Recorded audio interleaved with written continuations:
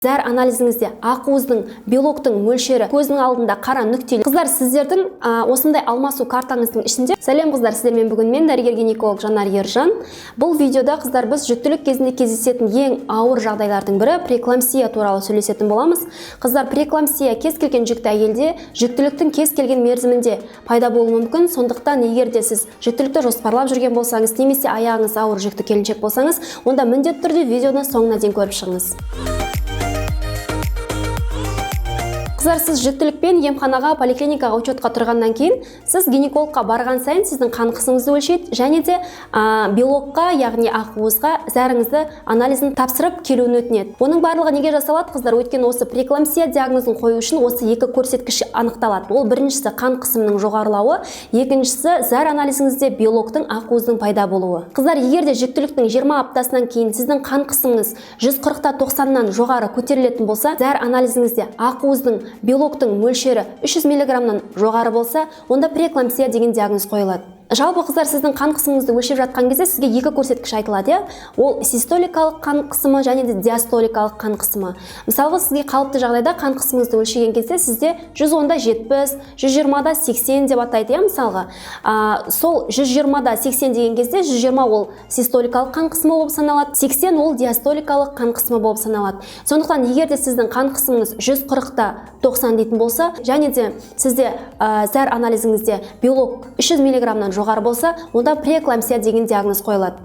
Егер де осы преэкламсияны уақытылы танып, уақытылы емдемейтін болса, қыздар, ол әртүрлі жүктіліктің асқынуына алып келуі мүмкін, және де ол ауыр сатысына өтіп кетуі мүмкін, яғни тяжелая преэкламсия. Тяжелая преэкламсия қандай кездерде қойылады? Қыздар, егер де жоғары қан қысым мен зәрдегі белоктың үстіне әйелде бас ауруы пайда болса, немесе көздің алдында қара нүктелер, яғни көз алдының қарауытуы пайда болатын болса, егер де жоғары қан қысымына әйелдің оң қабырғасының астында немесе кеудесінде ауру сезім пайда болатын болса, егер де қан анализінде бауырдың ферменттері жоғары болатын болса, егер де жүкті әйелдің қан қысымы 160-тан 110-нан жоғары көтерілетін болса, егер де зәрде белоктың, ақуыздың мөлшері 3 граммнан жоғары болатын болса, егер де жоғары қан қысымның үстіне егер де сізде тез уақытта үлкен ісіктер пайда болатын болса, егер де сіздің зәріңіз азайып кететін болса, мысалға бір тәулікте 500 мл, яғни жарты литрден аз зәр шығаратын болсаңыз, егер де баланың орны уақытынан ерте ажырайтын болса, яғни отслойка плаценты қан кететін болса, немесе іштегі баланың дұрыс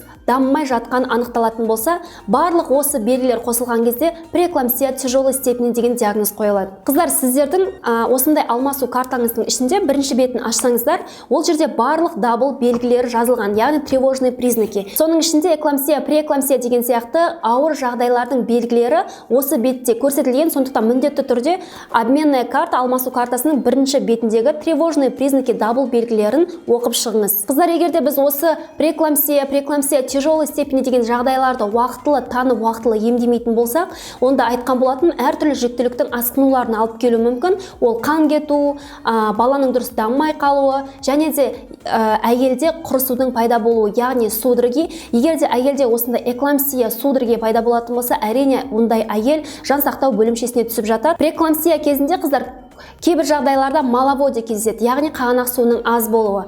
Бірақ егер де сізде маловодие болса, міндетті түрде преэкламсия, немесе преэкламсия болса, міндетті түрде маловодие болады деген нәрсе жоқ. Жалпы преэкламсия кезінде маловодие көп кездеседі. Кейбір жағдайларда, қыздар, осы преэкламсия ешқандай белгі бермеуі мүмкін. Яғни жүкті әйелдің қан қысымы жоғары болуы мүмкін, зәрінде белок болуы мүмкін, бірақ әйел оны өзі білмей жүре беруі мүмкін. Сондықтан, қыздар, уақытылы емханаға, гинекологтың қарауына барып, уақытылы барлық анализдер тапсырып жүру маңызды. Қыздар, қазір көбіңіз менің зәрімде де белок бар, менде де преэкламсия бар ма деген сияқты сұрақ пайда болуы мүмкін сіздерде.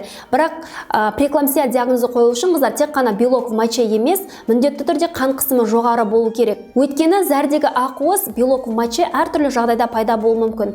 Мысалға, сізде жыныстық жолдардан бөліс болатын болса, яғни выделение, ол сіздің тапсыратын зәріңізге, анализ тапсыратын зәріңіздің ішіне түсетін болса, ол да анализде белок ретінде көрінуі мүмкін. Енді қыздар, жалпы осы преэклампсия деген жағдай неге жүкті әйелдерде кездеседі? Біз бұл диагнозды тек қана жүктіліктің 20 аптасынан бастап қойғанмен, бұның бастапқы себебі сол жүктілік енді пайда болып жатқан кезден басталады.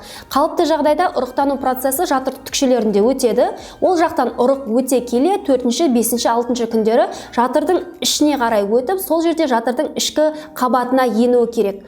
Кейбір жағдайларда сол ұрық дұрыс тереңдікке енбегендіктен әртүрлі асқынулар болып, соның әсерінен әйелде преэклампсия пайда болады. Неге сол ұрық жатыр ішіне керекті тереңдікке енбейді? Оған әлі жауап жоқ, бірақ әртүрлі теориялар бар. Мысалы, ол экология, дұрыс емес тамақтану немесе генетика деген, бірақ дегенмен осындай жағдай болған кезде әйелде преэклампсия болады. Қыздар, преэклампсия кез келген жүкті әйелде жүктіліктің кез келген мерзімінде кездесуі мүмкін. Қыздар, преэклампсияны толығымен емдеу мүмкін емес, бірақ дегенмен қан қысым коррекция жасау арқылы біз әртүрлі асқынулардың алдын ала аламыз. Сондықтан біз жүкті әйелдердің ішінде қауіп тобын бөлінеміз. Және де осы қауіп тобындағы әйелдерге профилактика жүргізу арқылы көптеген жүктіліктің асқынуларын алдын алуға болады. Енді қауіп тобына кімдер жатады? Біріншіден, ол қыздар бірінші рет жүкті болып тұрған қыз-келіншектер.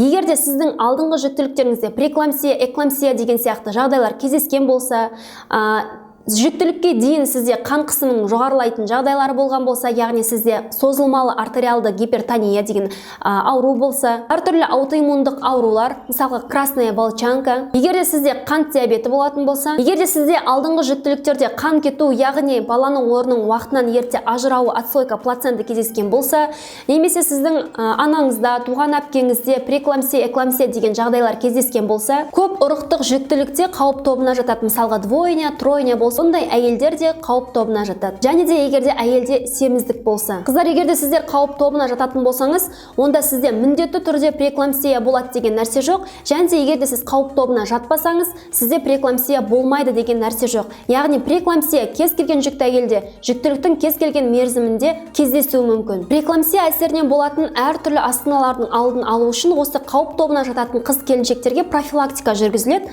Профилактика үшін ол аспирин, яғни ацетилсалициловая кислотаның препараттары беріледі. Ол профилактикаға, және де кальций препараттары беріледі. Өйткені кальцийдің осы преэклампсияның алдын алуға көмектесетіні дәлелденген. Сондықтан қыздар, егер де жүктілік кезінде әйелдің тамағы мен керекті мөлшерде кальций ағзаға түспейтін болса, онда 16 апталық жүктіліктен бастап жүкті әйел күніне 1 грамм кальций препаратын қабылдауға кеңес беріледі. Қыздар, аспирин секілді қанды сұйылтатын препараттар көбінесе жүктіліктің 12-13 аптасынан бастап ішіледі, бірақ кейбір жағдайларда қан сұйылтатын препараттарды жүктіліктің басынан бастап қолданатын жағдайда болуы мүмкін. Сондықтан жүктілік кезінде кез келген препаратты қабылдау үшін, соның ішінде аспирин сияқты препараттарды қабылдау үшін міндетті түрде өзіңіздің гинекологыңыздан кеңес алып, тек қана дәрігердің кеңесімен ғана, тек қана дәрігердің берген дозировкасында ғана қабылдау керек. Өйткені кейбір жағдайларда аспирин сияқты препараттарды қолдануға болмайды. Сондықтан сіз 12 апталық жүктілікке дейін емханаға барып, гинекологтың тіркеуіне тұрып, сол жақтан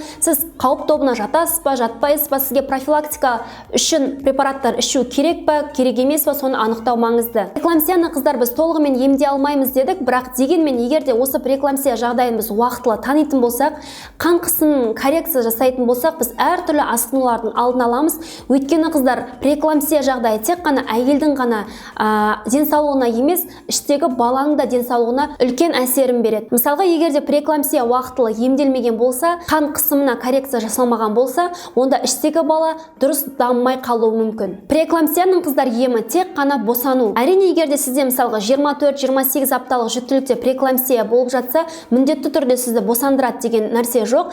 Қан қысымын коррекция жасау арқылы әрине кез келген жүктілікті доношный срокқа дейін жеткізуге тырысады. Егер де қыздар сізде мысалы 37 аптадан кейін де преэклампсия диагнозы қойылған болса, онда бұл міндетті түрде кесіртілігі деген нәрсе емес, табиғи жолмен де босануға болады. Сондықтан әртүрлі факторлар қарастырыла келе, әйел өзі табиғи жолмен босана ма немесе кесіртілігі бола ма, ол индивидуальны, әр әйелге байланысты жеке шешім қабылданады. Көптеген әйелдер осы преэклампсияның белгілерін білмей, әртүрлі жүктіліктің асқынуларына шалдығып жатады қыздар. Сондықтан көбірек жүкті әйелдер осы видеоны көру үшін видеомен бөлісуді ұмытпаңыздар. Әдеттегідей қыздар, видео ұнаса лайк, ұнамаса дизлайк қойып, егер де әлі каналға тіркелмеген болсаңыз, міндетті түрде подписаться кнопкасын басып каналға тіркелуді ұмытпаңыздар.